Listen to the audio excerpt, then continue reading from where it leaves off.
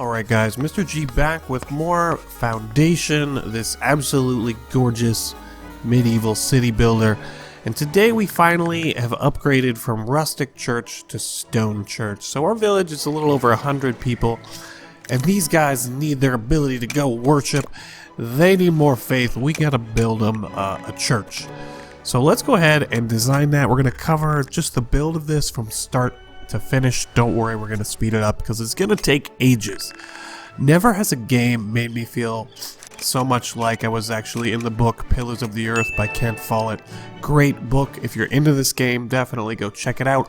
It's the story of essentially building a cathedral. It's historical fiction, but there's a lot of accurate information in there, and it's a great read. It's basically like if you were to read a book about a city builder video game in the Middle Ages, with drama, death, and romance thrown in, as well as some family issues. Yeah, anyway, back to what we're doing right now. We're trying to design ourselves a nice little church that's going to serve the needs of our town, but that's not going to work because it's not going to be big enough. So let's redesign this. Let's throw down a core. Let's put a couple of extensions on. Let's lift it up. The flexibility in creating buildings organically in the Foundation is absolutely mind-blowing. The way parts can snap together, be rotated, overlap, and drag and drop on each other. It's really intuitive. It's easy to use. It's a little tricky to get things perfectly symmetrical, but they've been really flexible about the way things work. If you've ever done any city builder and you've gotten that sound, which means you can't build there, that's overlapping something else, this game doesn't care. It gives zero cares if parts overlap or don't fit perfectly. It's like letting you, the creator, build what you want to build, how you want it to look, and it'll be functional in the game. The larger we build our church, the more people it's going to be able to serve, which is awesome. And everything in this game is not only cosmetic, but it's functional as well. But right now we're going to need to set up a bunch of buy orders in the trade screen to be able to afford to build this. You can build your own tools, but glass, the only way you're going to be able to get that is via trade. Do make sure you have a warehouse with a slot set open to glass, otherwise the trader will never drop it off in your village. And let's crank all those up because we're going to need tons of stuff. Simply the amount of time it's going to take to build this is going to be ridiculous, but man, it adds to the accomplishment of when you get one of these big build projects finished. And just look at these guys. Look at them go. I love the detail that goes into the scaffolding and the way your builders actually go about building structures in the game. It's so immersion breaking if you've ever played a city builder where either it just instantly appears, where there's very few transitional animated stages of the build process. Now, the whole time while this is going on, we've been working on improving our stone production and polished stone production. I'm going to redo this fence as well. Just get that. Yep. Nope. Nope. Nope. You can get a mod that makes it easier to build with fences, but I have not messed with that particular mod just yet. Oh my word, this thing is going to take forever to build.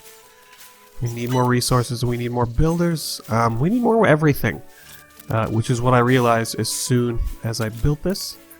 Maybe next time I'm going to stockpile more stone and polished stone and tools before I start a build project on this scale. But I mean, this is the centerpiece of my town.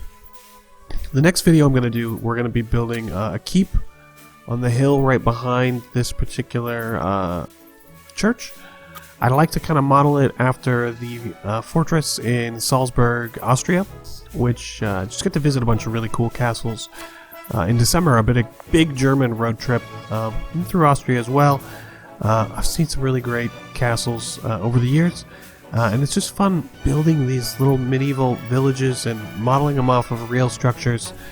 I mean, we're kind of going for an Orthodox style church here with the rounded side bits.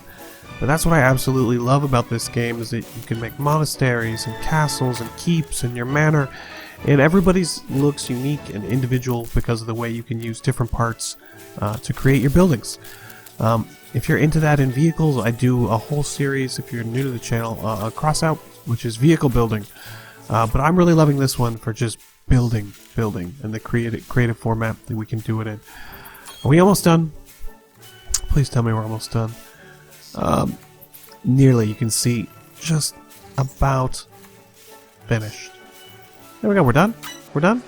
We're done. And we've unlocked a whole pile of upgrades for the town, because as you build bigger and more majestic buildings, you unlock more unlockables in the Foundation, which is great. It kind of happens naturally as you go through building your city. You're just unlocking cool and new parts as you go.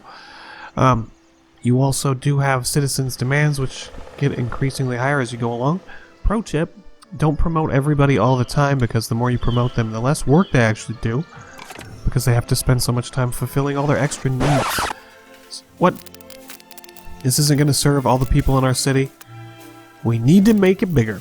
And that's the other joy about the Foundation, is if you're done building it, you can always go back and you can edit it, and you can add more things to your monuments, which are your big build structures. So we're going to try and increase the capacity here for this particular church, so it'll meet the needs of everybody in our quaint medieval town. I think we qualify as a town now, just barely.